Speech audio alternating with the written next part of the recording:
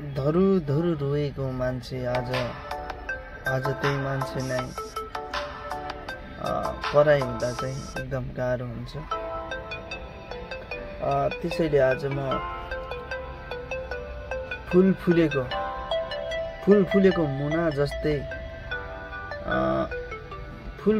मुना जस्तै फुल्नु छ त्यो भमरा लाग्ने डालीमा होइन। फुलमा पनि सुगन्धित छ तर फरक छ। त्यस्तै गजलहरू पनि धेरै किसिमका हुन्छन् है।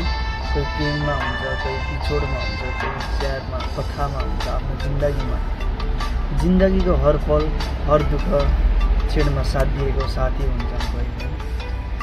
त्यस्तै मेरो पनि एउटा हर पलमा साथ दिने साथी, दुःखमा साथ दिएका साथीहरू छन्, हर पलमा साथ दिएका साथीहरू छन्, मायामा दिएका छन्, कसैले धोका दिएका छन्। या त कसैले एकदम पीडा मलाई एकदम घातक पनि दिएका छन्, एकदम डेन्जर फसाएका पनि छन्। मुक्तक धेरै किसिमका हुन्छन्। यसलाई लिन पर्छ। आफ्नो जिन्दगीको मेल खाने कथा र व्यथा एउटै लिनुपर्छ।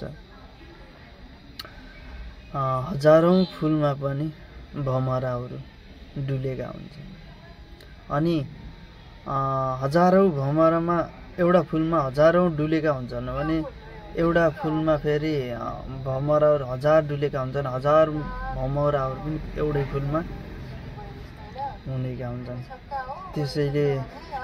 त्यसैले एकदम गाह्रो पर्छ साथीहरू है। दुःखमा जसले पनि माया गरेको हुन्छ, पीडा दिएको हुन्छ र के भन्छ त्यो सम्झना जस्ट हुन्छ है। त्यसलाई चाहिँ लिनुपर्छ। ल सबैजनाले मेरो युट्युब च्यानललाई पनि सब लाइक एन्ड कमेन्ट सब्स्क्राइब गरिदिनु नभुल्नु होला। म पनि एउटा नयाँ हुँ। अहिले चाहिँ गन्तव्य स्थानतिरबाट आफ्नोहरू लिएर